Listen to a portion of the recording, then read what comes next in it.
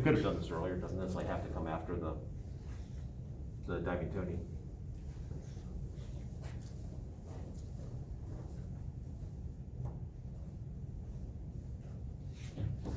And Taylor, since I put something on your table and then you touched it, did you want some hand sanitizer? It's fine.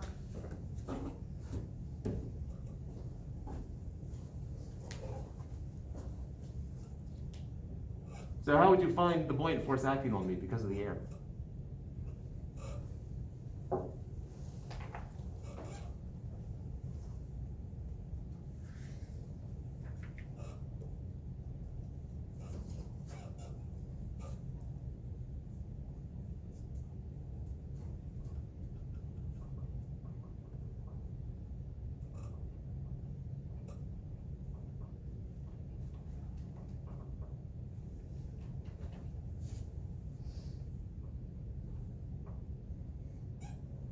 What does the buoyant force equal? Is that the density times volume times speed? Okay.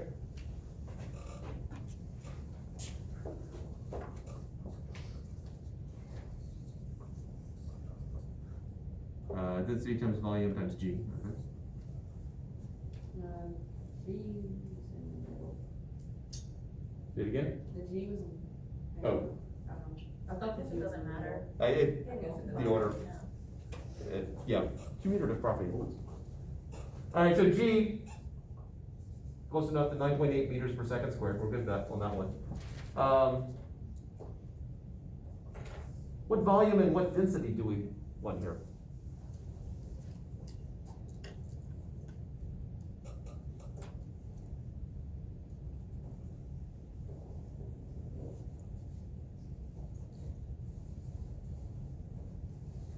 Volume of what?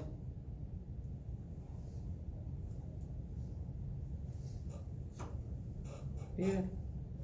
Air. But I said all of the air? Yeah. That's a little bit too big. Would it be volume of you? Yes, the volume of me, because we want to know what is the weight of the air that is pushed aside because of me. So it's how much air do I push aside? So basically my volume. And what is my volume? We've actually already done this.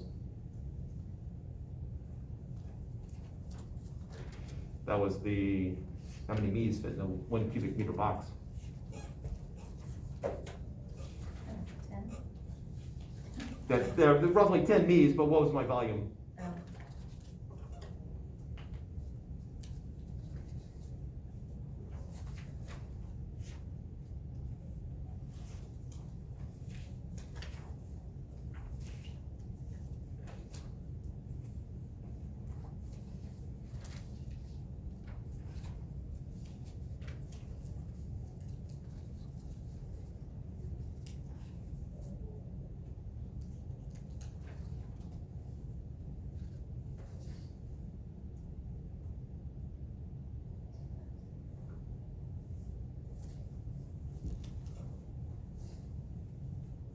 $1,000? 1,000 cubic meters? If 10 me's fit into 1 cubic meter box, my volume will not be 1,000 cubic meters.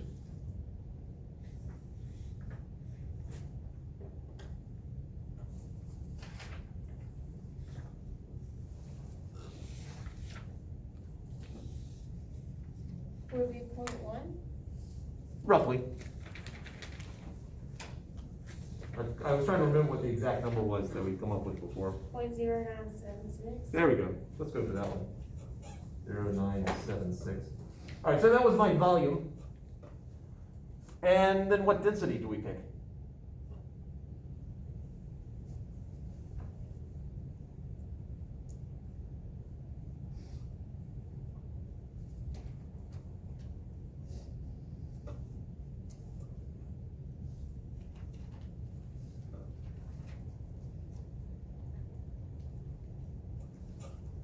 Would be mass over volume?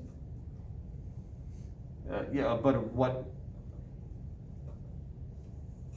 It would be your mass over the 0.0976. Over my volume?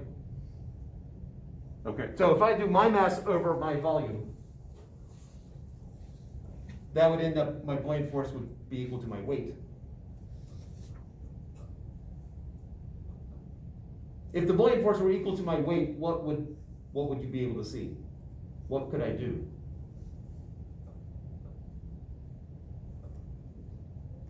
Float in the air. Yes. If the weight and the buoyant force are equal to each other, then I'm in equilibrium, so I should be able to step onto the air. So it's not my density.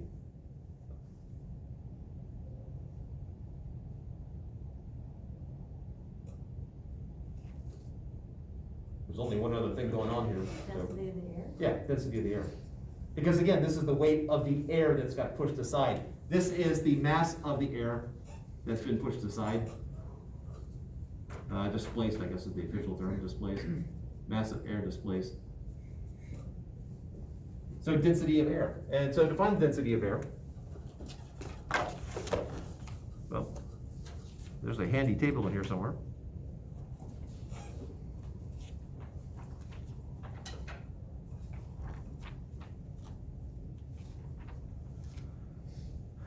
And there's various temperatures here. It's roughly 1.21 kilograms per cubic meter. So 1.21 kilograms per cubic meter.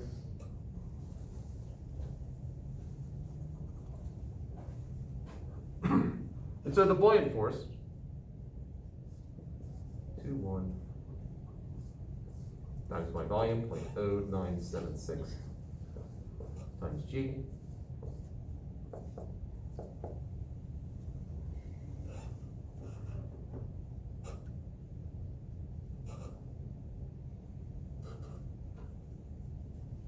A little bit more than one.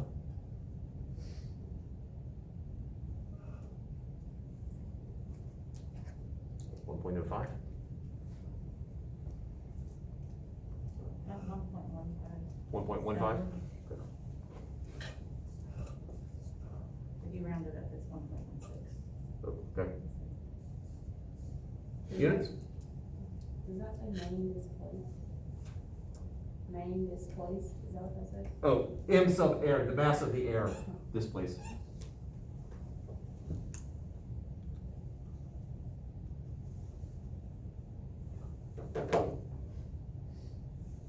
See if I can write that slightly more legibly.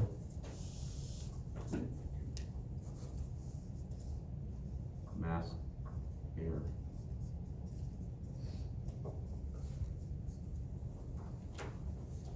All right, so we came out with a value of 1.16, what units?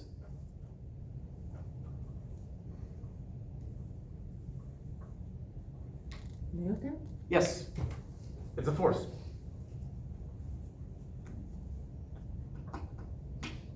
About a quarter of a pound.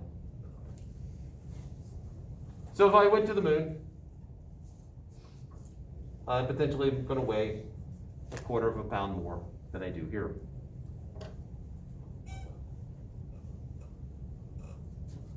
Well, that was misleading because my weight in general would be less there because the moon is smaller, less massive.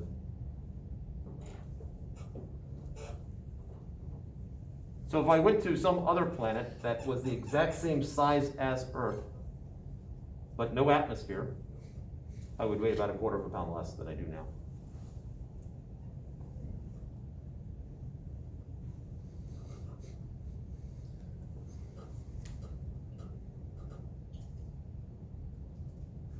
But we had just a touch more reality.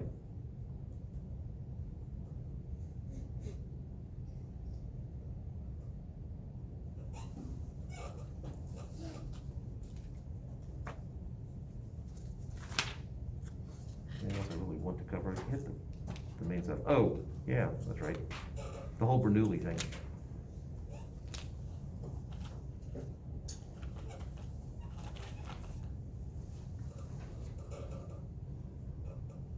All right, questions before we do talk about Bernoulli and then be done with 11 through 14.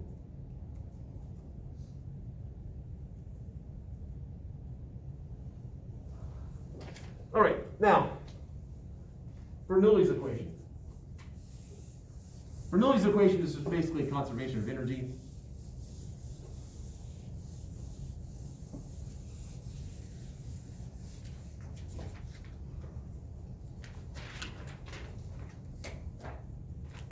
the essence of it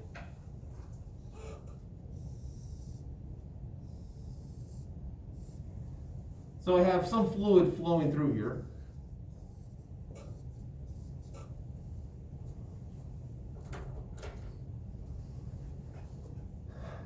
As the fluid flows through, as it comes to the bottleneck,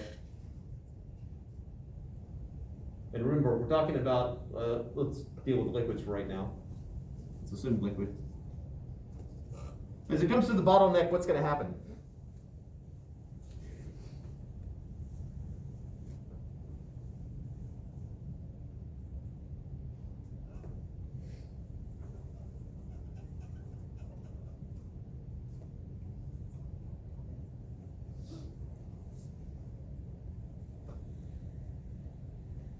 If any of you ever used a hose and put your thumb over the end, over part of the end,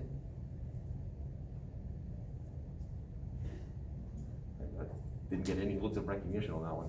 I got a slight nod there. Okay, what happens when you put your thumb over part of the opening? It creates more pressure. And what happens to the speed of the water when you put your thumb over the part of the opening there? It's faster. Yes, that's what happens here. As the water enters the bottleneck here, it goes faster.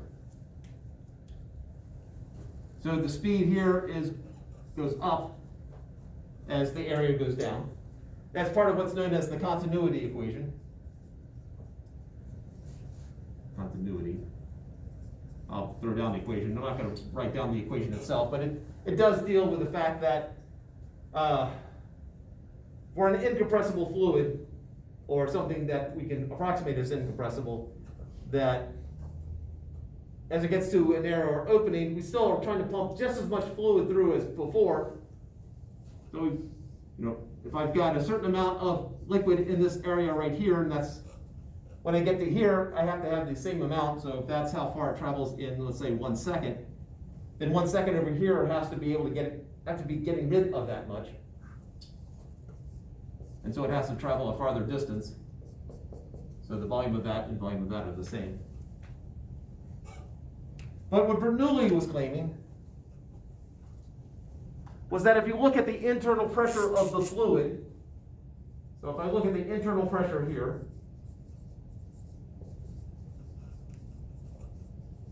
versus here, the faster the fluid flows, the less pressure. So pressure goes down.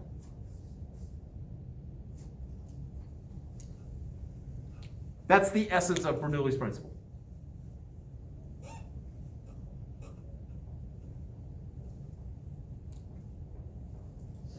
And so I have no disagreement on what Hewitt writes about that.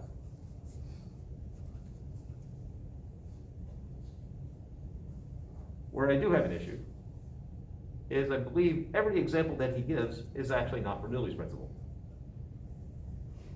Now, in fairness to him, the examples he gives are some classic examples that you will find in lots of physics textbooks.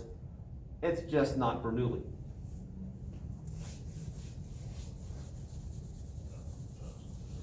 So let's talk about that. And then we'll talk about why on earth would the physics textbooks have information that's wrong. Part of it's tradition, but... So, this is when I generally pull out examples which requires my blowing into the air, which is now potentially deadly. So it's going to ruin some of that. So we're going to have to sort of visualize it. And I don't have the hairdryer with me because that's at home. I don't suppose one of you has a hairdryer with you. It was open. So how well can I do this just with... see how well that works. That works horribly. So forget that. We are 6 feet apart. I was thinking about that. I thought if I blow towards the board or get farther away, it just still doesn't seem right. And then if one of you got sick, whether it had anything to do with my blowing in the air or not, then I'd get into that guilt spiral. All right, so if I have a piece of air, if I have, not a piece of air, I have a piece of paper, kind of like this, and I blow across the top. What's the paper gonna do? It's gonna come out. Yes. Why?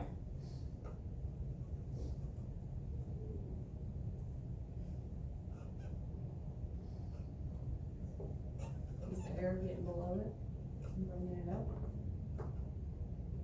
Are you blowing on top or like the middle? You blow on the top of it. You blow over the top of it.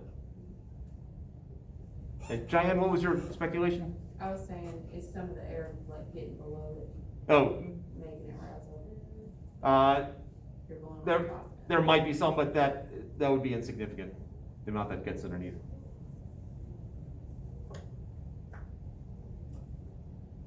I'm thinking of it like the air kinda travels along the paper Right. surface and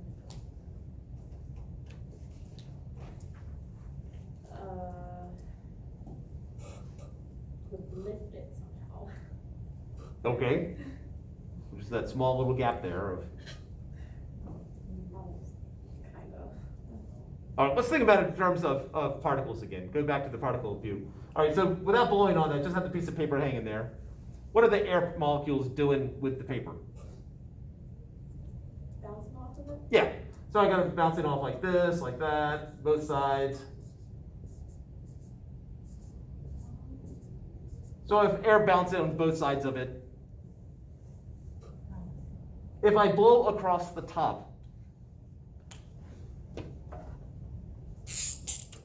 what happens to the air if I blow across the top? Or, sorry, let's do it one intermediate step. I have a particle that is moving along like this, moving in that direction, and then I blow another particle towards it. What happens when they collide? It moves. Not going. Now, or, you know, it's not going directly towards the paper anymore. So now I blow across the top, so this air that was just normally hitting it like this, suddenly is hitting it more at an angle.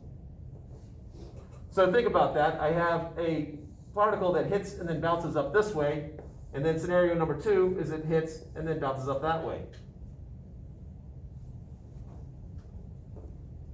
Which particle, assuming they travel the same speed, obviously different directions, which particle is going to require, it's going to exert more force on the surface?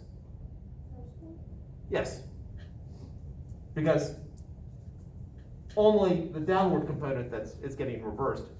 The sideways component's not. Similar to what we did in the hallway with the long rope.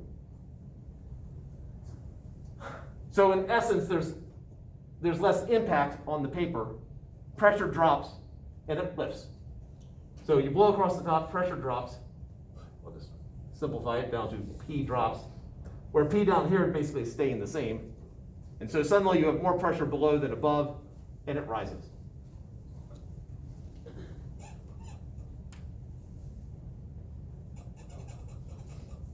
So, why is this not Bernoulli?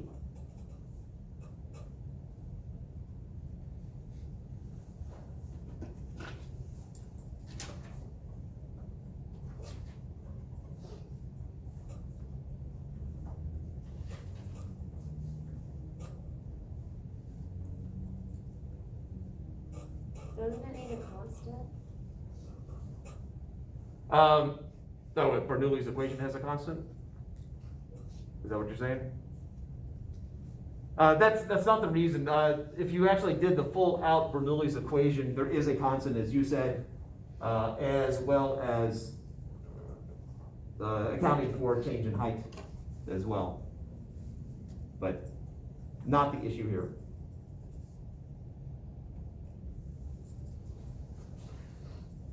All right, let's talk about another example.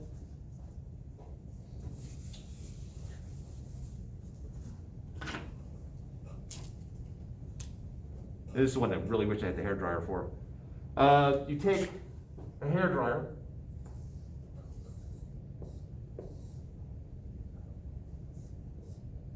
that's supposed to be a hairdryer, blowing air up, and then you put a ping pong ball in the path.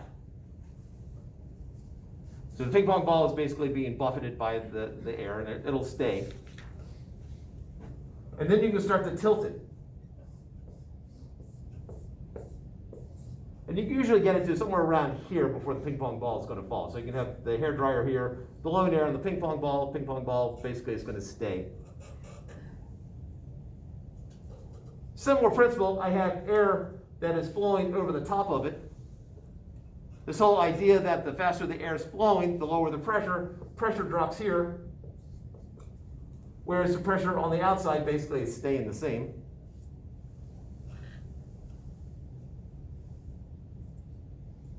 And the ping pong ball will basically stay suspended in air for a bit because of the lower pressure around the ball. Again, not Bernoulli. It does deal with pressure though. The airplane wing.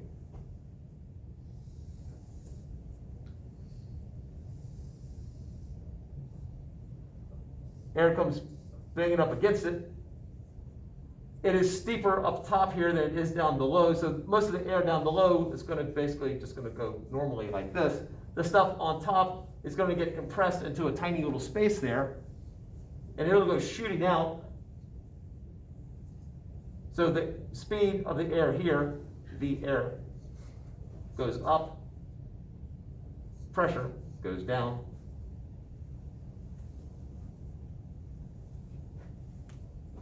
And you end up with a net force upwards, which causes the planes to lift. Matter of fact, that force is called lift.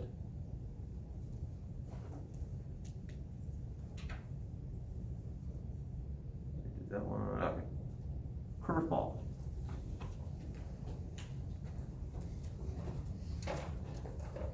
I didn't advertise when I can just use this one. All right. Curveballs are possible, at least controlled curveballs, because of the strings. Normally when you throw a baseball, you put a backspin on it.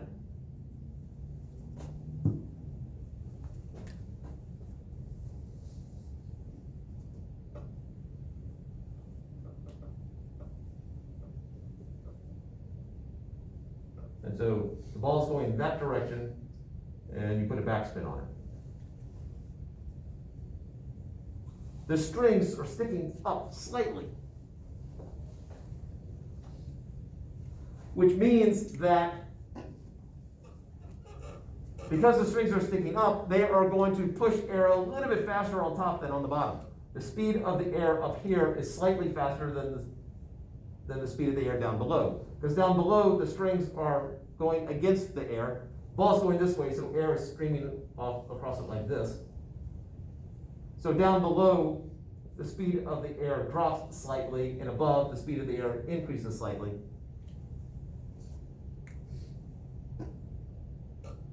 Which will be the high pressure section and the low pressure section. The speed of the air increases here and decreases there, which will have a higher pressure. The bottom. Because slower air, higher pressure. Right. Did I ask for the higher pressure or lower pressure? I suddenly blanked on what I asked for. Higher? Okay. So slower air, higher pressure? Okay, yeah. So we have higher pressure here, lower pressure here, and so there's this additional force upwards acting on the ball.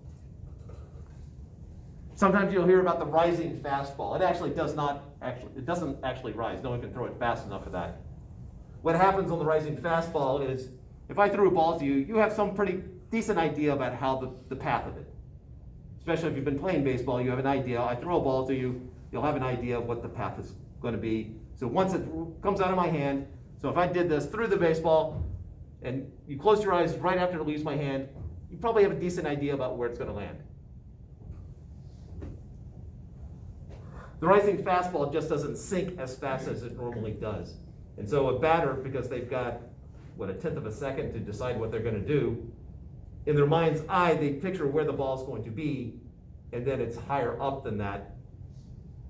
And so it has the illusion of rising, but in reality, it just doesn't sink as fast. The curveball instead of putting a back spin on it, you put a front spin on it. And so now, since the ball is traveling in the other direction, and you got the strings here, simplify my strings. So you put a front spin on it, so it's now spinning this way. The air below goes up, the air on top slows down. The high pressure is here, pressure goes up, pressure drops slightly.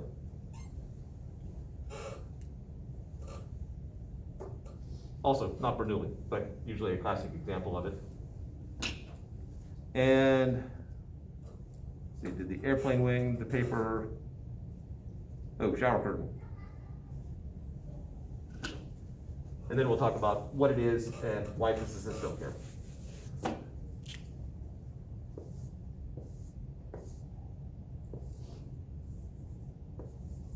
Any of you been attacked by your shower curtain? Okay. I got at least one person who's experienced it. The rest of you have doors too.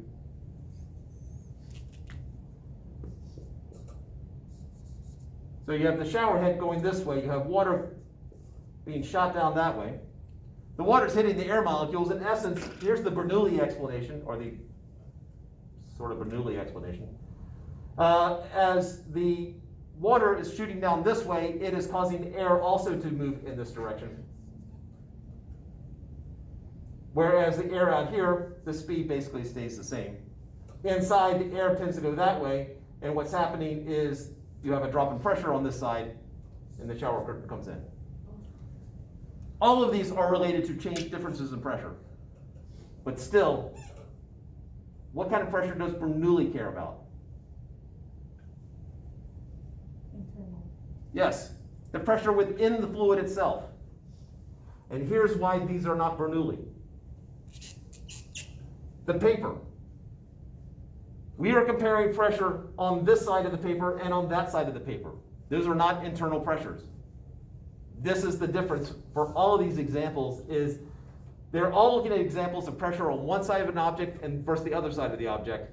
Whereas Bernoulli is we're talking about pressure inside the object itself, or inside the fluid itself. So like a closed system. Yeah. The paper, this is known as the Coanda effect. And there's an accent mark on Coanda, which, there we go. Little smiley face above the last A. Coanda effect. The hair dryer, also Coanda effect. The baseball is the Magnus effect.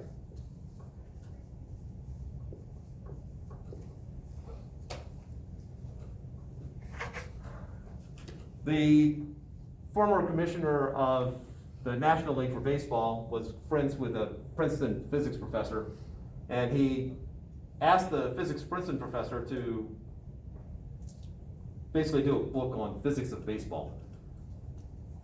And so he was dubbed the official physicist of National League Baseball. And in the section where he talks about the Magnus effect, he has a little footnote there, and it says, this is not Bernoulli. If this had been Bernoulli, I would have called it Bernoulli. It's Magnus.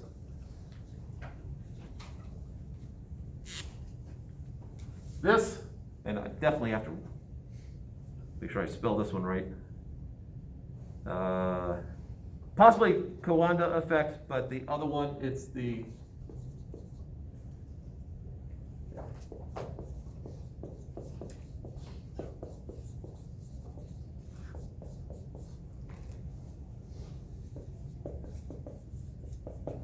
two different people, British and the British guy did the early works on it, and then like 20 years later, Prandtl picked up the mantle, and so they, German physicist, English physicist, so that they have the more dominant theory. And then the shower curtain, there was a contest on this a couple years ago. The horizontal vortex theory.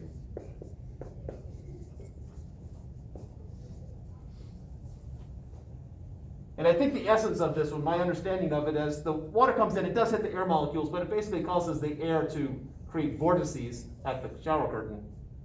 And again, similar to Coanda effect, is that as the air moves, as it starts to twirl around, it's now hitting the shower curtain, not in the direction that the water is flowing, so it's not Coanda where suddenly we go from this to the air hitting like that. This one's sort of hitting it back from the backside.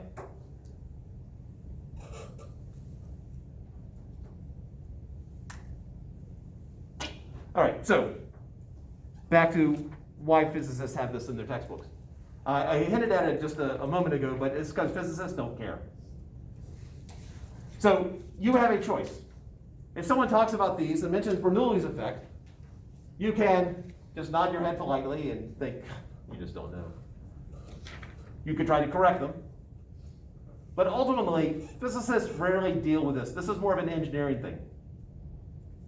So that's why they'll go through and they'll go, yeah, sure, whatever. We're still going to call it Bernoulli. So that's just, some classic non-examples of Bernoulli's principle. But ultimately, it still goes back to pressure.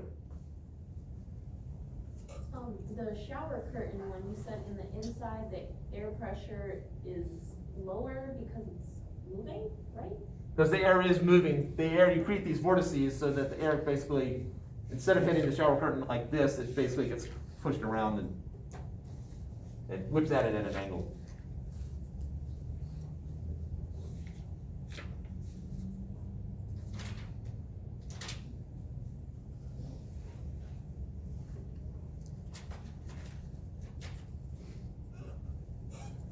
Oh, there's one more example Hewitt does.